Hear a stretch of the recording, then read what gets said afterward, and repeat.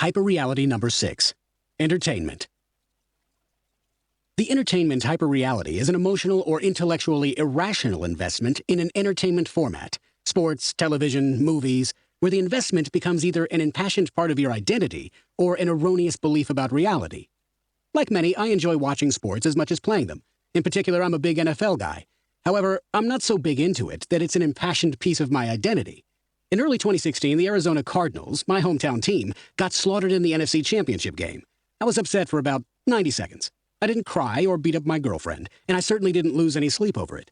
At the end of the day, the game was just entertainment. I have zero emotional attachment to the outcome because my life is more important. Unfortunately, I can't say the same for most folks, where entertainment is an escape and a medium for meaning. Scan the bleachers after a devastating loss, and you'll see people sobbing their eyes out like a Hummer ran over their puppy. Such emotional fallouts are complements of the entertainment hyperreality, an irrational emotional investment into something where it becomes wired into your identity. Going back to that Cardinals game, when the defeated team returned to Phoenix, 2 fans greeted them at the airport. One of them actually had a Cardinals Super Bowl 50 logo tattooed on his forearm. This is an extreme case where entertainment has completely consumed a life. I wonder, how much meaning does your life lack if your forearm is tattooed with a sporting event that will be forgotten 3 weeks later? Oh, and ever listen to the clowns commenting on sports radio?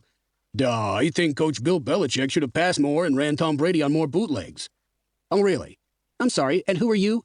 Oh, yeah, just some random pea-brain who's never played football in his life. Please, grace us with your opinion. And my favorite, after a team wins or loses, the all-inclusive use of we, as if you are a part of the team and contributed to their performance. Duh, we really played well last night, and I think next week will be a really tough game for us. We? Us? Since when did the New England Patriots put pizza-eating plumbers on the payroll for lounging in the recliner while watching a game? You don't belong to a team because you homestead in a geographic area. Just ask any St. Louis Rams fan. This same type of irrational attachment happens with movies and television. Did you see the long-awaited Star Wars The Force Awakens? You probably loved it, like most of the world. I thought it sucked ass, and I'm a big Star Wars fan. Heck, my books pop Star Wars lines often. But in the case of The Force Awakens, I watched it like any other movie, from a cinematic and plot perspective. How good is the story? Is the science fiction believable with respect to science? I didn't let emotional investments sway me from honesty. From a story angle, not to mention science, it was just a plot retread with zero scientific believability. Youthful, nostalgic emotions didn't cloud my honesty. Seriously, if the sun was sucked dry in the Star Wars universe, life on Earth would go on as if nothing happened. I can suspend disbelief, not my entire brain. Anyhow, I know this sounds like I'm a curmudgeon who doesn't like fun, but that wouldn't be true. I love entertainment. It just isn't woven into my life's purpose. That's important, because I've been there when it was.